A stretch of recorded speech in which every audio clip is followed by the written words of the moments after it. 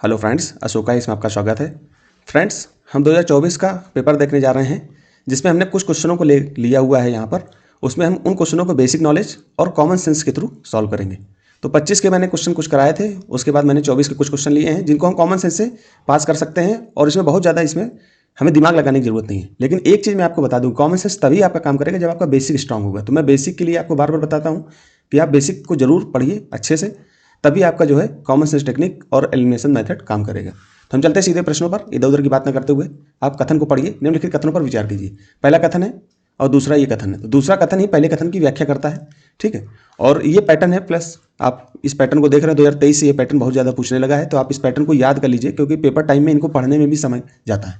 तो इनको एक तरीके से आप रट लीजिए, पढ़ लीजिए अच्छे से कि पहले कथन में क्या है, दूसरे कथन में क्या है, तीसरे में क्या है, चौथे में क्या है, कि अगर थोड़ा सा भी आपको डाउट हो तुरंत आप क्वेश्चन के आंसर में पहुंच जाओ, ठीक है। मतलब किसी कथन पे अगर थोड़ा सा भी डाउट है कि मान लो कि दूसरा कथन गलत है, तुरंत आपको यहाँ पर कथन डी आंसर आ जाएगा। आपको पता है, पहले कथन के बारे में पता हो या नहीं पता हो, मतलब ये आप देखोगे ना कि जैसे पहला कथन गलत है तो यहाँ पर लिखा होगा कथन एक सही नहीं है, तो आप तुरंत जो है डी आंसर पे आ जाओगे, ठीक है। हम चलते सीधे प्रश्नों पर। प्रश्न को अच्छे से पढ़ो। देखिए ये सिंपल प्रश्न है, इसमें कॉन्सेप्ट अगर आपका क्लियर होगा, अगर आपने एनसीईआरटी पढ़ रखी होगी 6, 7, 8 की 12 तक की एनसीईआरटी, तो उसके बाहर का क्वेश्चन नहीं है। यूपीएससी बार बार रिपीट भी करता है ऐसे प्रश्नों को, ठीक है। इन्हीं थीम पे यूपीएससी ने रिपीट भी किया। मैं आपको दिखाऊंगा 2025 के प्रश्न को दिखाऊंगा। देखिए 2025 का प्रश्न है, आप देखना इनको, ये यूपीएससी ने रिपीट किया, ये 2025 का प्रश्न है, रिपीट किया। मैंने इसकी चर्चा भी की है, कॉमन सेंस से इनको भी मैंने कराया है, तो आपने अगर पहले की वीडियो नहीं देखे हैं तो उनको देख लीजिए। अब इसको पढ़िए आप।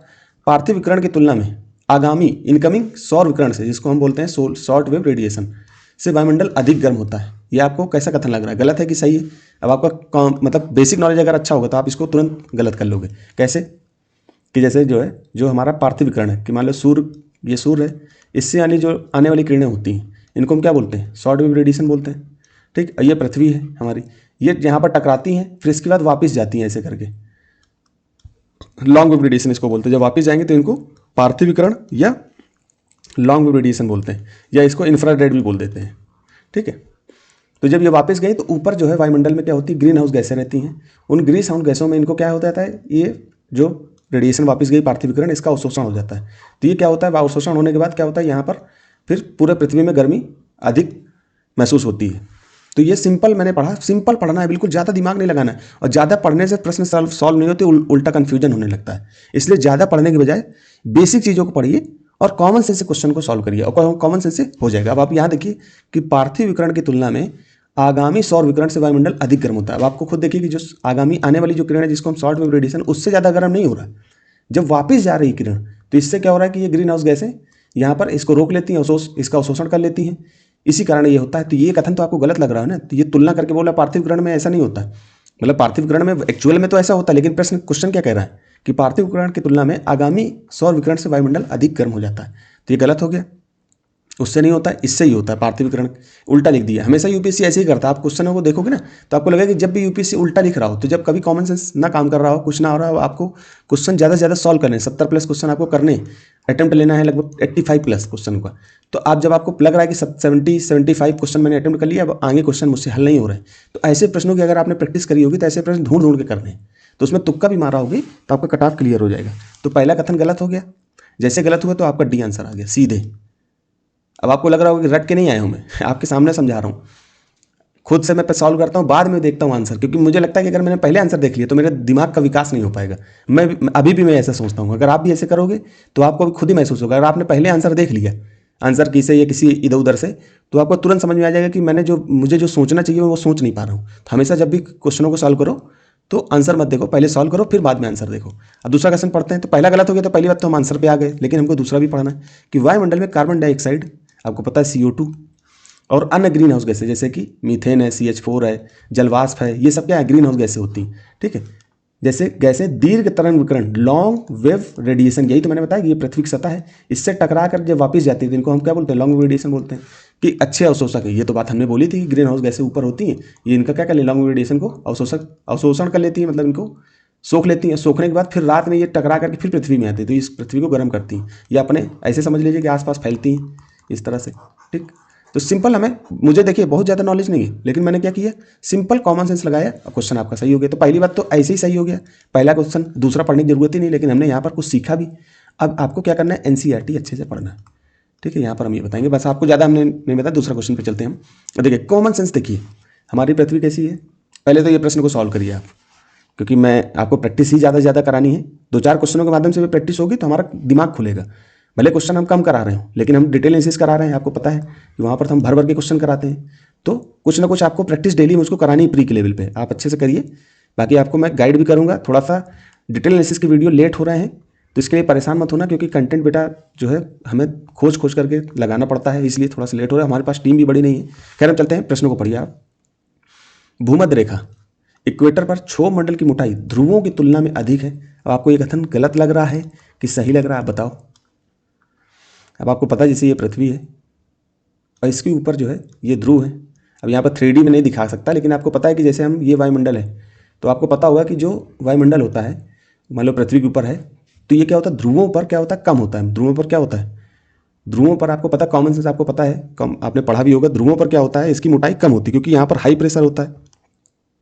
हाई प्रेशर में क्या होता है कि यहाँ पर ठंड रहती है। ठंड में जो है, जो नीचे की वाष्पित वायु है वो संवहन तरंग के रूप में ऊपर नहीं जाती है ज़्यादा, तो इससे क्या होता है कि उसकी चौड़ाई जो है, ऊंचाई जो है कम होती है। लेकिन जो इक्वेटर है इसके पास क्या होता है कि सूर्य की किरणें जो होते हैं डायरेक्ट पड़ रही होती है इस तरह से, तो यहाँ क्या होता है, गर्मी ज़्यादा होती है। तो यहाँ पर जो जल वाष्प है, जो गर्मी है, उष्मा है, वो क्या होती है, ज़्यादा ऊपर तक चली जाती है। तो इसलिए यहाँ पर क्या होता है, मोटाई इसकी काफ़ी होती है।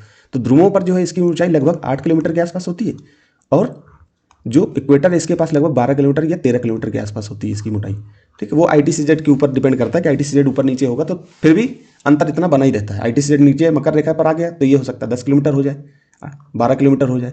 अब ऊपर कर्क रेखा में चला गया तो ये जो है 12-13 किलोमीटर के आसपास हो जाता है। तो ये ITCZ, लेकिन ये मोटा मोटा ध्रुवों से आप तुलना करिए, ठीक है। फिर क्या कह रहा है, भूमध्य रेखा पर प्रबल संवहनी धाराएं, संवहन धाराओं द्वारा उष्मा की गति अधिक, उष्मा की अधिक ऊंचाई तक ले जाया जाता है। उष्मा को समझ लेना, उष्मा को अधिक ऊंचाई तक ले जाया जाता है। अब आपको पता है भूमध्य रेखा है, मान लीजिए, ठीक है, ये पृथ्वी है। इससे जो यहाँ पर पृथ्वी क्या हो गई, भूमध्य रेखा पर गर्म हो गई। गर्म होने के बाद इसकी जो उष्मा होती है ये ज़्यादा ऊंचे तक जाती है। क्यों? क्योंकि यहाँ पर गर्मी है, यहाँ का वायु भी गर्म हो गई तो ऊपर चली जाती है संवहन तरंग के रूप में। तो दोनों कथन हमको सही लग रहे हैं। और दूसरी जो कथन है वो पहले कथन की व्याख्या भी कर रहा है, क्योंकि हमने यहाँ समझा यही चीज़ कि क्यों ऐसा होता है, क्षोभ मंडल की मोटाई क्यों ऐसी है, क्योंकि ये संवहन तरंग के द्वारा ऊपर ले जाई जाती है इक्वेटर के पास, तभी यहाँ पर मोटाई हमको ज़्यादा दिखाई देती है। तो आपको दोनों कथन सही लग रहे होंगे। पहला कथन, कथन 1 और कथन 2 दोनों सही है। कथन 2 कथन 1 की व्याख्या कर रहा है। अब इसमें देखिए कहाँ पर आपको ज़्यादा दिक्कत हो रही है। दिक्कत कुछ नहीं हो रही, केवल आपका बेसिक नॉलेज तो पूछा जा रहा है। कहीं पर स्पेशल कुछ पूछा कि कोई फैक्ट हो, कुछ हो, ऐसे प्रश्न अगर छोड़ के गलत हो रहे हैं तब तो आप सिलेक्शन से बाहर हो गए। तो ऐसे प्रश्नों को हमको बहुत आराम से करने हैं और घबराना नहीं है। दोस्तों मैं बार बार आपको बताऊं कि इस परीक्षा में घबरा गए तो परीक्षा आप बहुत पीछे चले जाओगे परीक्षा में। अब देखिए 2025 में भी यूपीएससी ने इसी से मिलता जुलता सवाल पूछा। देखो, वायुमंडल में विद्यमान धूल कणों की मात्रा विषुवतीय और ध्रुवीय क्षेत्रों की अपेक्षा उपोष्ण और शीतोष्ण क्षेत्रों में अधिक होती है। उपोष्ण और शीतोष्ण क्षेत्रों में कम शुष्क पवन होती है। अब आपने इस टॉपिक को अच्छे से पढ़ा होगा तो प्रश्न रिपीट किया कि नहीं किया, ये मैंने इसका डिस्कशन भी किया है पेपर में। तो ये बेसिक नॉलेज है और कॉमन सेंस भी तभी लगेगा जब आपका बेसिक स्ट्रांग होगा। अब ये देखिए यहाँ पर, अब ये प्रश्न सिर्फ सिंपल कॉमन सेंस का है। अब आप देखिए जैसे ज्वालामुखी उद्गार होता है कहीं पे, मान लो ये ज्वालामुखी है और यहाँ से जो है ज्वालामुखी उद्गार हुआ इस तरह से, ठीक है, फटा, अंदर का मैग्मा बाहर आया। और जब फटता है तो यहाँ की जो चट्टाने हैं उसके अंदर जो जो चीज़ें हैं वही तो बाहर आएंगी। तो गैस आएगी, जलवाष्प आएगी, पानी आएगा, राख आएगा, धूल कण आएंगे, और अंदर नाइट्रोजन यौगिक होते हैं। नाइट्रोजन यौगिक ऐसे ऐसे दिमाग लगाओ कि जो मिट्टी होती है उसमें नाइट्रोजन ऑब्जर्व होती है कि नहीं होती, उसी से तो नाइट्रोजन कहाँ जाती है, पेड़ों में जाती है। आपको पता है डायरेक्ट पेड़ तो वायुमंडल से लेता नहीं है NO2, क्योंकि NO2 तो लगभग 78% है। तो वो तो कैसे लिया जाता है, वो पृथ्वी से जाता है नीचे चट्टानों से जो है, मतलब कि मिट्टी में, पेड़ से हम जो पेड़ों के पदार्थों को खाते हैं तो उसके द्वारा हमें नाइट्रोजन मिलता है। आपको पता होगा अच्छे से। तो आपको ये भी पता, और सल्फर आपको पता है कोई भी चीज़ जलाई जाएगी प्रदूषण में भी आपको सल्फर के ऑक्साइड मिलेंगे। तो आपने पहले भी अगर देखा होगा ये चीज़ें प्रदूषण में और चीज़ों में। तो कॉमन देखिए, एक कथन यहाँ सही करना है, लेकिन इसके लिए हमें पीछे के प्रश्नों को हल करोगे तो ये कथन यहीं से सॉल्व हो जाएंगे। तो आपको ये सारी चीज़ें समझ में आएंगी कि जब ज्वालामुखी उद्गार होगा तो मलबा भी निकलेगा, बिल्कुल सही है, राख और धूल भी निकलेंगे। कॉमन सेंस सोचो। अब यहाँ पर निगेटिव मत सोचना, सिर्फ कॉमन सेंस। नाइट्रोजन के यौगिक भी निकलेंगे और सल्फर के यौगिक भी निकलेंगे। तो हमारे हिसाब से इसका आंसर 4 होना चाहिए। सिर्फ इसमें कॉमन सेंस लगाया, इसमें कहीं हमको जरूरत पड़ी, लेकिन बेसिक चीज़ें तो पता होंगी ना आपको कि गैसेस के बारे में हल्का सा तो पता होगा कि कौन सी गैस निकलती है, क्या निकलती है, अगर कोई चीज़ जलाई जाती है तो कब कौन सी गैस निकलती है, तो आपको पता होगा, तभी तो आपका ये कॉमन सेंस लगा। तो बेसिक नॉलेज बेटा आपको बेहतर करना पड़ेगा, ठीक। अब आगे हम चलते हैं। बेसिक नॉलेज आपका बेहतर होगा तो ये प्रश्न आराम से हो जाएंगे। अब आपको पता राख धूल तो पड़ा, नाइट्रोजन में आप फंस गए, लेकिन आपको पता है कि आपने एनवायरमेंट में पढ़ा होगा कि जो मिट्टी होती है उसमें क्या होता है, नाइट्रोजन यौगिक होते हैं, उसी से तो प्लांट नाइट्रोजन लेता है। सिंपल देखना है, बहुत ज़्यादा हमें पता नहीं है कुछ, लेकिन सिंपल नॉलेज है कि थोड़ा बहुत हमको पता है, लेकिन हमने इसको कर लिया। अब देखिए ये चौथा प्रश्न देख लीजिए, जनवरी माह में समताप रेखाएं। अब समताप रेखा आपको पता होंगी तभी ये प्रश्न कर पाओगे। पहले इसको रोक करके सिंपल पढ़ो और हम प्रश्नों को पकड़ लेंगे, तुरंत आंसर पे आ जाएंगे। इनको इंग्लिश में बोलते हैं आइसोथर्मल मैप।